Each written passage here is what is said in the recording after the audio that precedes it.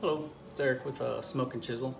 Just wanted to give you a little update on a post I did a while back, about a week or two ago. I was using my Rikon, the beast back here. I was using it to do some resawing, and when I got done with the resaw as it was winding down, I heard a loud pop. Well, that loud pop was my Laguna Resaw King. That was only 8 months old. There it goes. And it did bend in a couple other places when it popped. It wrapped up inside the beast back here. So it was no good. Well, I posted about that, and there was a couple people that commented on it that I need to contact their customer service, and which I did. I did an open chat, told them what happened, and they sent me. They told me somebody from customer service would be getting in contact with me. So I got an email on Wednesday of last week, I think it was, Wednesday or Thursday, somewhere around there. Got that email, and it says, it asked me how long I had it, and I told them it was less than a year, and they said, well, that should be covered under warranty. So they wanted a copy of the receipt, which I had, sent it to them.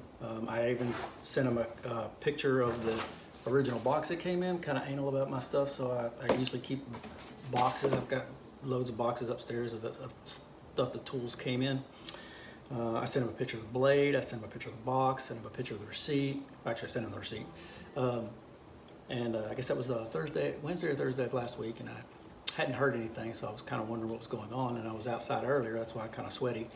I was outside earlier working on my sprinkler system because it's very hot in Texas, and when your sprinkler system goes out, your grass suffers. So I had to be out there working on the sprinkler system. And I look up by the front door, and there was a box sitting by the front door. Couldn't remember ordering anything, so I went up there to look at it. Sure enough, it was a box from Laguna. Brand new Resaw King. So it's a 3/4 inch Resaw King. I opened the box, and it's pretty nice. Comes with this little fancy thing on it right here. It's a blade. I mean, I guess it's a protector for the carbide tips.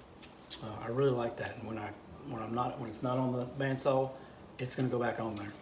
I really thought that was a good touch with the original Laguna Resaw King that I got. I did not have that, but however, I do keep it.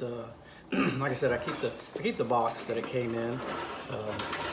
I keep that. I keep the blade itself folded up properly in that box underneath the beast back here in the cabinet that we got down there at the bottom. So I keep that in there, and so it's always protected. So I guess what I'll do now is I'll get ready. I'll put this blade on, see how it works. I'm sure it works just as good as the old one.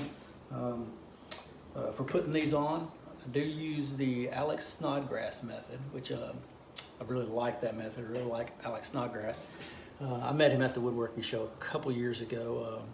I went a couple times and got to see him a few times when they used to come to Houston. They don't come to Houston anymore. Don't know why, but they don't come. They're staying up in the northeast for some reason. I guess they're scared of Texas or just too hot for them down here. Most buildings do have air conditioning down here, so y'all can come back down so we can all enjoy the woodworking show. Expand your horizons a little bit. Come back to Texas. Anyway, I digress. So I'll put it on and I'll use his method. One of the things that he says in his method, on my top wheel up here, I have marked the dead center of the wheel of the rubber tire, because that's where the gusset, gully, whatever you want to call it, this area right here rides. And as long as that is riding on there, the back's going to follow wherever it goes. So as long as that's sitting on there and it's adjusted properly, you're not going to have any problems.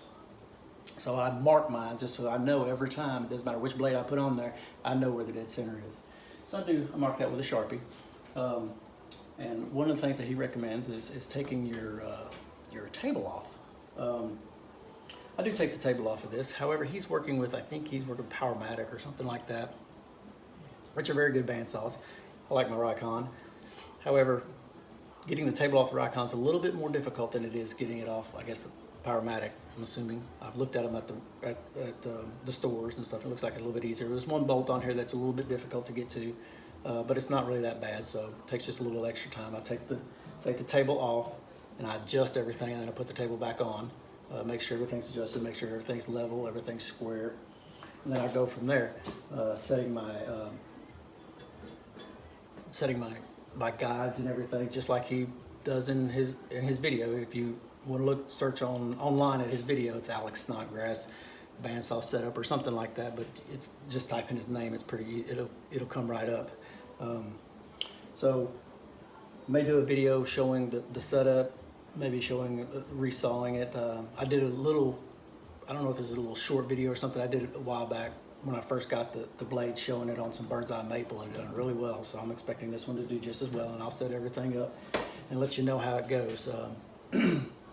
Kind of excited about getting the blade. I'm very happy that they stood behind their craftsmanship and just sent out a new one. I'm very happy with that. I'll let you know how it goes. If you have any comments or questions, let me know. Appreciate you watching. Thank you.